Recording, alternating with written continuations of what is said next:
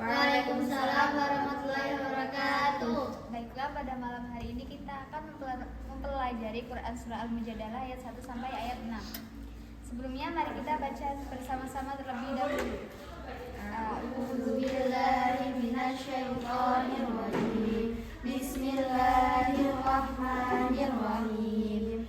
Qad sami'allahu qawlan lati tujadiluka fi zawjiha wa tashtaki ilallah wallahu yasma'u tahawurakuma innallaha sami'un basir. Alladzina yudahiruna minkum min nisa'ihim ma hunna ummahatihim in ummahatuhum illa allati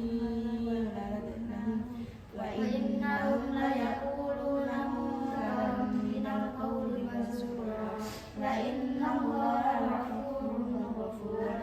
Walladzina yudahiruna min nisa'ihim thumma ya'uduna lima qalu fatahriru raqabatin min qabli ayyatan massa dzalikum tu'aduna bihi wallahu bima ta'maluna khabir. Faman lam yajid fasiyamu syahraini mutatabi'aini min qabli an yatamassa faman lam yastati' fa it'amu sittina miskina dzalika litu'minu billahi wa rasulihi wa tilka hududullah walil kafirina 'adzabun alim. Innal ladzina yuhadduna Allaha wa rasulahu kutibu kama kutibal ladzina min qablihim wa qad anzalna ayatin bayyinat walil kafirina 'adzabun muhin.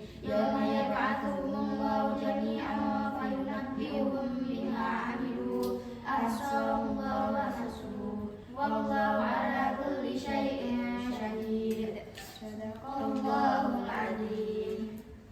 Yang artinya, Qad sami'allah, sungguh Allah telah mendengar qaulal lati, ucapan perempuan yang tujadiluka, mengajukan gugatan kepadamu Muhammad, fi zawjiha, tentang suaminya, wa tashtaki, dan mengadukannya ilallah, kepada Allah, wallahu, dan Allah yasma'u, mendengar tahawurakuma, percakapan antara kalian berdua. Innallah, sesungguhnya Allah sami'um, maha mendengar, basirun, maha melihat.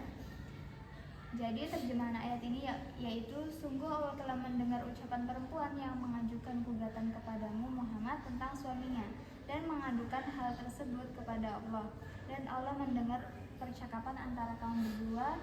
Sesungguhnya Allah maha mendengar dan maha melihat. Jadi ayat ini tuh menjelaskan ceritanya tentang Khawlah bin Sa'labah, yang mana beliau menghulu, yaitu mengajukan gugatan cerai kepada suaminya. Jadi di sini ayat 1 ini menjelaskan tentang perempuan yang dizihar. Dizihar itu seperti perempuan yang disamakan seperti ibunya, itu namanya dizihar. Nah itu di sini Khawlah bin Sa'labah itu mengajukan gugatan cerai pada suaminya. Kalau dalam Islam perempuan mengajukan gugatan cerai itu dinamakan dengan hulu ya, bukan talak. Kalau talak itu suami kepada istri, tapi kalau hulu itu dari istri kepada suami. Nah ini si Khawlah bin Sa'labah ini mengajukan hulu kepada suaminya karena dia disamakan oleh ibunya atau dizihar oleh ibunya, oleh suaminya gitu. Kemudian Allah maha mendengar percakapan antara kaum berdua, yaitu Allah itu mendengar keluh kesahnya si Khawlah bin Sa'labah. Kemudian ayat selanjutnya yang artinya alladzina, orang-orang yang yudahiruna, menzihar, minkum, di antara kalian, min nisa'ihim, kepada istrinya, mahunna, padahal istri mereka itu bukanlah ummahatihim, ibu-ibu mereka. In ummahatuhum, tidak ada ibu-ibu mereka, ilallati, selain perempuan yang waladnahum, telah melahirkannya, wa innahum, dan sesungguhnya mereka, layakuluna, benar-benar mengucapkan mungkaron, suatu kemungkaran, minal qauli, dari percakapan, wazura, dan dusta, wa dan sesungguhnya Allah la'afuwun maha pemaaf, ghafurun maha pengampun. Ayat ini diartikan yaitu orang-orang di antara kamu yang menzihar istrinya atau menganggap istrinya itu sebagai ibunya, padahal si istri itu bukanlah ibunya. Ibu-ibu mereka hanyalah perempuan yang melahirkannya, dan sesungguhnya mereka benar-benar telah mengucapkan suatu perkataan yang mungkar dan dusta, dan sesungguhnya Allah maha pemaaf dan maha pengampun. Di sini maksudnya yaitu orang-orang yang menzihar istrinya, kan mereka menganggap istrinya itu seperti ibunya atau seperti saudara kandungnya. Jadi menzihar itu enggak serta-merta hanya kepada ibu, tapi bisa juga saudara kandung yang haram digauli oleh suaminya. Jadi kan kalau misalnya suami menzihar istrinya, kayak misalnya kamu sama aja kayak kakak perempuanku gitu, itu kan haram digauli, makanya si istrinya juga nggak boleh digauli gitu.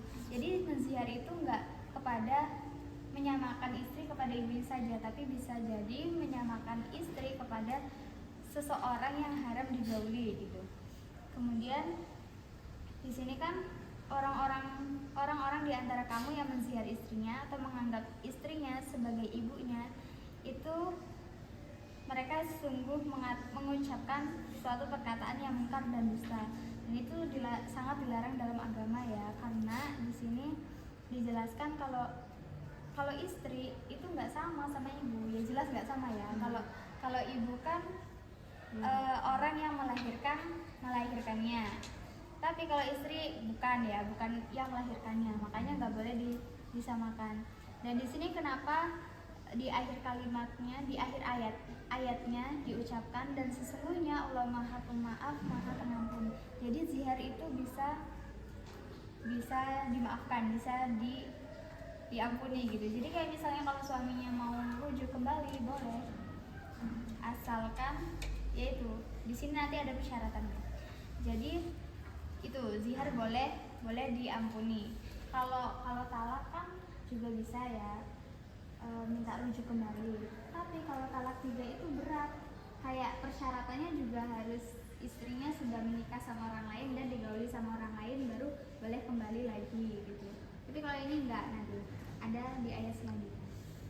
Kemudian ayat selanjutnya, waladina, dan mereka yang yudahiruna menzihar min nisaihim, istrinya, summa ya'muduna, kemudian menarik kembali lima qalu, apa yang telah mereka ucapkan, fatahriru raqabatin, maka mereka wajib memerdekakan seorang budak min qabli ayyatamassa, sebelum kedua suami istri itu bercampur. Dalikum, demikianlah tu'aduna bihi, yang diajarkan kepada kalian, wallahu, dan Allah, bima ta'maluna, terhadap apa yang kamu kerjakan, habirun, maha teliti. Jadi ayat 3 ini diartikan, dan mereka yang menzihar istrinya kemudian menarik kembali apa yang telah mereka ucapkan, maka mereka diwajibkan memerdekakan seorang budak sebelum kedua suami istri itu bercampur. Demikianlah yang diajukan kepadamu, dan Allah maha teliti terhadap apa yang kamu kerjakan.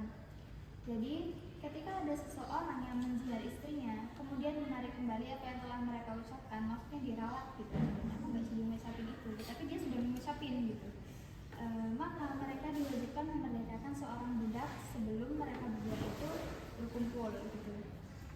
Jadi misalnya ada suami istri yang sudah terlanjur menzihar gitu, kemudian dia meralat gitu ucapannya, maka dia diwajibkan memerdekakan budak. Kemudian gimana kalau sekarang nggak ada budak? Ayat selanjutnya dijelaskan. Tapi belum.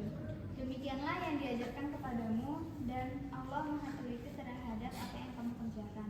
Jadi kita itu harus berhati-hati dengan apa yang kita ucapkan ya. Kayak di sini kan, kalau di sini di surah ini konteksnya itu tentang suami dan istri gitu. Tapi kalau kita integrasikan di kehidupan nyata ini, ya kita bisa menjaga kalimat kita, menjaga ucapan kita agar tidak mengucapkan sesuatu yang sembarangan gitu. Karena apa? Karena Allah maha teliti terhadap apa yang kamu ucapkan, apa yang kamu kerjakan. Selain itu apa yang perkara yang kita kerjakan yang sering mudaratnya banyak, apa misalnya? Bisu kan itu kan ucapan ya. Kalau itu kita berusaha untuk menjaga ucapan agar tidak ya misu-misu ngono. Karena Allah Maha teliti dan dengan apa yang kamu ucapkan atau kamu kerjakan. Selain itu apa, misalnya gosok gitu atau apalagi mencuri dan lain-lainnya gitu. Jadi itu kita harus berhati-hati. Kemudian ayat selanjutnya, faman barang siapa lam yajid tidak dapat memerdekakan hamba sahaya, fasyamu syahraini maka dia wajib berpuasa 2 bulan mutatabi'aini berturut-turut min qabli ayyatamassa sebelum keduanya bercampur. Faman tetapi barang siapa lam yastati' tidak mampu, bait amu sittina maka wajib memberi makan 60 miskinan orang miskin. Dalika demikianlah litu'minu agar kalian beriman billahi kepada Allah wa rasulihi dan rasulnya. Wa tilka dan itulah hududullah hukum-hukum Allah. Walil kafirina dan bagi orang-orang yang mengingkarinya adabun akan mendapat azab alimun yang sangat pedih. Jadi ayat 4 ini menerangkan barang siapa tidak dapat memerdekakan hamba sahaya, maka dia wajib berpuasa 2 bulan berturut-turut sebelum keduanya bercampur. Jadi kan itu konteksnya sekarang ya, karena sekarang tidak ada budak, maka dirusakkan, dimudahkan oleh Allah untuk berpuasa 2 bulan berturut-turut, gak boleh putus ya. Tetapi barang siapa yang tidak mampu, maka wajib memberi makan 60 orang miskin. Yaitu demikianlah agar kamu beriman kepada Allah dan Rasulnya. Itulah hukum Allah dan bagi orang-orang yang mengingkarinya akan mendapatkan azab yang sangat pedih. Jadi kalau misalnya menzihar istrinya, kemudian kan tadi kan disuruh memerdekakan budak. Tapi kalau nggak ada budak, Berpuasa 2 bulan berturut-turut. kemudian kalau nggak kuat puasa 2 bulan, Ngasih makan anak orang miskin 60 orang. Iya, 60 orang ya. Jadi mana sih itu? Itulah hukum-hukum Allah dan bagi orang-orang yang mengingkarinya akan mendapat azab yang sangat pedih. Jadi mutlak ya dilakukan, dan itu dilakukannya kapan? Sebelum bercampur. Iya, langsung bercampur di antara suami dan Istri. Kemudian ayat selanjutnya, innal ladina sesungguhnya orang-orang yang yuhadunallah menentang Allah wa rasulahu dan rasulnya, kubitu pasti mendapat kehinaan, sama kubita sebagaimana kehinaan yang telah didapat alladina min qablihim oleh orang-orang sebelum mereka. Waqad anzalna dan sungguh kami telah menurunkan ayatin bukti-bukti bayyinatin yang nyata. Walil kafirina dan bagi orang-orang yang mengingkarinya adabun akan mendapat azab muhinun yang menghinakan. Selanjutnya ayat ini menerangkan sesungguhnya orang-orang yang menentang Allah dan Rasulnya pasti mendapat kehinaan sebagaimana kehinaan yang telah didapat oleh orang-orang sebelum mereka.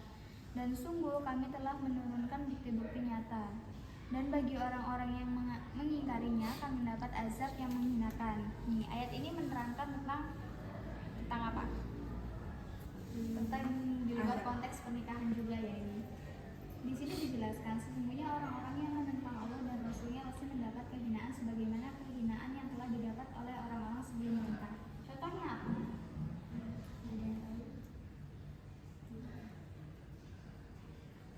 Kehinaan seperti apa ya? Seperti Fir'aun mungkin bisa dicontohkan. Kan di sini dijelaskan sesungguhnya orang-orang yang menentang Allah dan Rasulnya pasti mendapat kehinaan sebagaimana kehinaan yang telah didapat oleh orang-orang yang sebelum mereka. Nah di sini kita contohkan seperti Fir'aun. Fir'aun ini kan sangat menentang Allah ya, bahkan dia mengaku sebagai Tuhan, sebagai Tuhan bashar banget ini. Nah itu dia tuh akan mendapat kehinaan sebagaimana kehinaan sebelum yang didapat oleh orang-orang sebelum si Fir'aun itu. Siapa contohnya? Kaumnya siapa ya?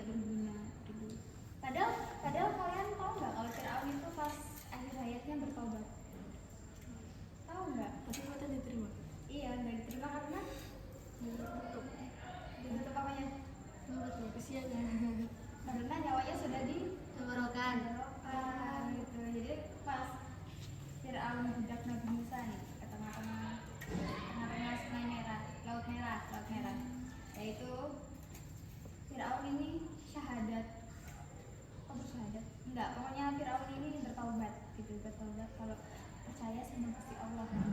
Tapi nggak diterima karena nyawanya sudah di sini. Ya udah, jadi dia mati begitu saja. Nah kemudian kenapa Firaun itu masih ada sampai sekarang? Padahal Firaun itu nggak pakai formalin loh. Kalian tahu formalin nggak? Tahu. Apa? Semua pun tidak enak. Semua benda nggak ada. Tapi gunanya untuk apa? Pengawet. Pengawet. Iya, pengawet. Formalin itu untuk pengawet daging biar nggak busuk ya. Nah itu Firaun apa namanya? Lah itu Firaun apa namanya? Nggak pakai pengawet, tapi dia awet sampai sekarang. Kok bisa? Kalau dipikir logika kan harusnya kan dia busuk dan habis ya. Ada yang tahu kenapa? Karena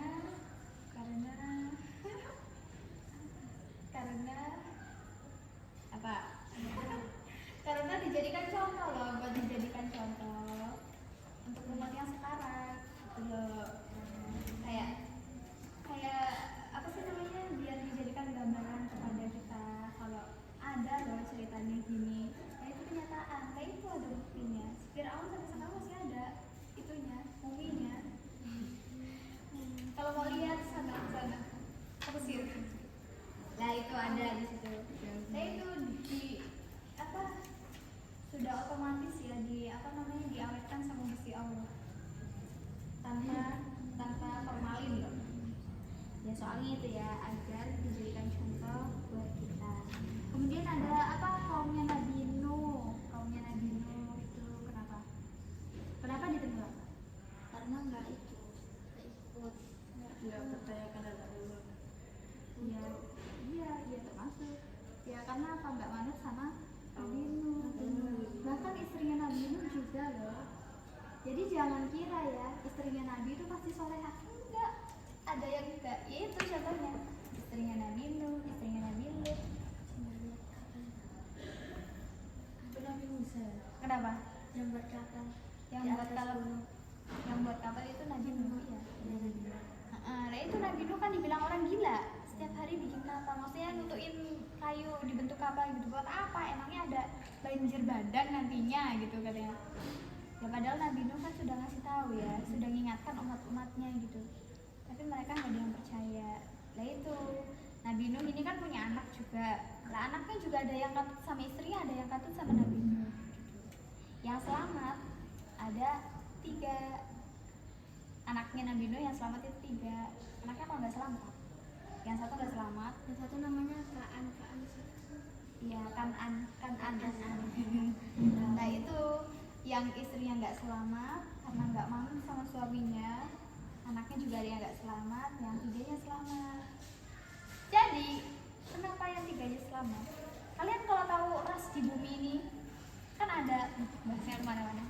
Ras di bumi ini kan ada 3. Ada 4. Ada 3. Mongoloid, Kaukasoid, sama Asia. Lah itu dari mana? Ya dari anaknya Nabi Nuh. Kayak misalnya Nabi Nuh ini kan punya anak. Yang ini jenisnya kulit hitam. Lah itu di bagian Afrika. Lah itu rasnya mereka. Jadi itu kita tuh keturunannya Nabi Nuh loh. Terus ada yang berkulit putih, itu bagian Eropa. Ikut anaknya Nabi Nuh yang namanya Sam. Itu. Terus yang bagian Asia, orangnya kecil, hidungnya pesek, rambutnya hitam. Nah itu bagian Asia, ya kita. Yaitu. Jadi ras terbentuk itu karena dari zamannya Nabi Nuh, karena anak-anaknya Nabi Nuh. Gitu. Jadi apa tadi? Ini, oh ya, kembali lagi. Dari siapa yang menentang Allah dan Rasulnya mendapat kehinaan sebagaimana kehinaan yang telah didapat oleh orang-orang sebelum mereka. Gitu. Terus tadi ada siapa yang ketiga? Nabi siapa? Nabi Lut. Dia itu kenapa? Karena kaumnya kayak kaum Sodom. Iya kan tahu Sodom nggak sih? Asal usulnya LGBT itu ya dari Nabi Lut. Kaumnya maksudnya kaum. Nah itu kaum Sodom. Lucu ya Encer. Tapi namanya tidak bisa sadar. Kalau sekarang kan orang membahasakan kaum Sodom. Kaum Sodom itu yang kaumnya Nabi Lut. Karena di sana nama desanya tuh desa Sadar. Kayak itu. Kenapa sih ditenggelamkan? Karena sama cowok suka gitu. Jadi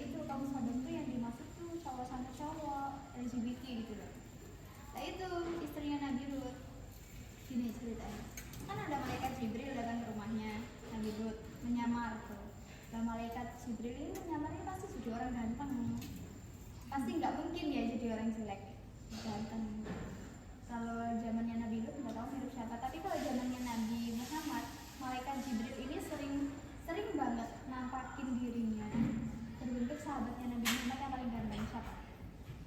Kan orang-orang kira ini Nabi Muhammad itu ganteng gitu, ya ini chance sih. Tapi ada sahabatnya Nabi yang paling ganteng. Sampai itu tuh dimiritin malaikat Jibril. Kalau malaikat Jibril turun, pasti malaikat Jibril mukanya mirip itu sahabatnya. Siapa? Ada yang tahu? Siapa? Namanya Dehya Al-Kalbi. Itu nama sahabat Nabi yang paling tampan, yaitu malaikat Jibril kalau turun tuh mirip sama itu Dehya. Tapi kalau zamannya Nabi Lut nggak tahu ya siapa, mirip siapa gitu. Tapi waktu itu tuh ceritanya malaikat Jibril datang ke rumahnya Nabi Lut. Datanglah si malaikat Jibril. Kan tampan, berseri-seri gitu, cowok ganteng lah pokoknya itu. Terus istrinya ini mengumumkan kepada si kaum-kaumnya Nabi Lut itu, kalian tahu nggak di rumahku itu ada cowok ganteng. Udah balik ngomong ya pokoknya bahasa ini udah kayak ada cowok ganteng loh datang ke rumahku. Iya lah, terus itu geruduk datang ke rumahnya Nabi Lut. Ya niatnya apa? Pengen disodomin, astagfirullahaladzim. Ya pengen digituin pokoknya ya. Sudah berniat buruk merekanya itu. Akhirnya apa? Akhirnya mereka diwale. Apanya? Desanya dibalik. Yaitu yang ditenggelamkan itu desanya Nabi Lut. Nah itu Nabi Lut sudah bilang, ayo istriku ikut aku gitu loh, jangan di sini gitu. Di sini bakalannya ngene-ngene. Enggak, istri yang mau ikut. Ya udah istrinya di sini. Gitu. Jadi jangan kira ya istrinya Nabi itu pasti solehah. Enggak juga. Kenapa sih kalau gitu? Kalau dipikir kan harusnya yang setara gitu, ya kan? Tapi enggak, karena dijadikan pelajaran. Bahkan seorang istrinya Nabi pun ada yang enggak solehah gitu loh. Saya mikir lagi, istrinya Fir'aun malah solehah enggak sih? Aisyah, ya enggak? Namanya Aisyah, Asia. Gitu. Padahal istrinya Fir'aun dan suaminya ngaku-ngaku Tuhan. Dan itu banyak yang mengikuti, banyak yang menyembah juga, banyak pemujanya. Kemudian wes ayat selanjutnya yauma yab'atsuhumullah, pada hari itu Allah membangkitkan mereka jami'an semuanya, fayunabbi'uhum, lalu dia memberitakan kepada mereka bima amilu, apa yang telah mereka kerjakan. Asyurullah, Allah menghitungnya amal perbuatan itu. Kunasuru, meskipun mereka melupakannya. Wallahu, dan Allah ala kulli syai'in, atas segala sesuatu, syahidun, maha menyaksikan. Artinya pada hari itu mereka semuanya dibangkitkan Allah, lalu diberitakan kepada apa yang telah mereka kerjakan. Allah menghitungnya semua amal perbuatan itu meskipun mereka telah melupakannya, dan Allah menyaksikan segala sesuatu. Ada yang paham dengan ayat ini? Kalau misalnya diintegrasikan ke sekarang ya, ayat ini itu menjelaskan tentang tidak boleh melakukan bullying. Kemarin aku sudah cari ini pengertian ayatnya. Kita tuh tidak boleh melakukan bullying. Kenapa? Membuli, nyolok-nyolok, itu loh, nggak boleh. Ya merusak mental bisa, terus bundir. Ya gitu. Apa Pak? Bundir. Ya itu nggak oleh. Ya itu kenapa? Kayak misalnya gini, meskipun kamu melakukan itu gitu, terus kalau merekanya masih ingat, misalnya kamu bertahun-tahun nih sudah nggak ketemu sama dia, kayak pas SD kamu pernah menyakiti hati seseorang, terusan kamu pernah membuli orang, terus kamu belum minta maaf sama dia ingat sampai sekarang, itu biasanya kita berjalan. Iya, jadi ya kayak soalnya dia nggak ridho ya kalau kamu gituin gitu. Ayo siapa yang tukang bully sini? Kayaknya bis aku yang dibully. Oh iya, aku merasa banget sih Bang. Aku juga loh bis korban bully dari SD. Iya, beneran. Aku iling ngomong ngomongnya siapa sih dulu astagfirullah. Jadi Bisa. tuh mereka nggak boleh minta maaf gitu. Itu nggak boleh ya. Ya jadi ini kita berusaha agar tidak Bully. ya pokoknya nggak boleh berbuat zalim lah. Kalian tahu zalim nggak sih? Iya. Kalian pasti mikirnya zalim itu sesuatu yang jahat gitu. Zalim itu tidak menempatkan sesuatu pada tempatnya. Artinya itu kayak misalnya ngasih perbuatan baik ya. Misalnya waktunya apa ya? Perbuatan baik misalnya. Waktunya makan. Tapi kamu lakukan buat apa? Mandi. Iya buat mandi. Itu kan nggak boleh. Harusnya kan ya makan ya makan. Misalnya mandi itu harusnya jam 5 sore ya harusnya berarti jam 5 sore. Kalau kamu melakukan mandi jam 7 namanya zalim. Iya, zalim itu menempatkan sesuatu tidak pada tempatnya. Jadi jangan kira zalim itu segala sesuatu iya sih ya kan. Tetap aja dibilang segala sesuatu yang buruk karena tidak menempatkan sesuatu pada tempatnya.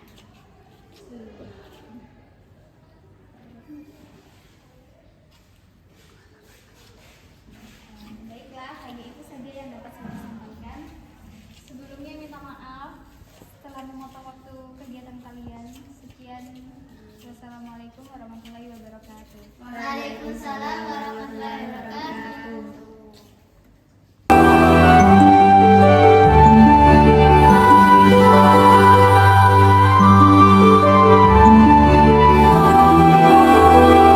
Não encontrei ninguém que tenha a beleza dela. Sou do morro, sou favela, mas meu coração se apaixonou por essa Cinderela. Ela é da zona sul, loirinha de olho azul, e o impasse é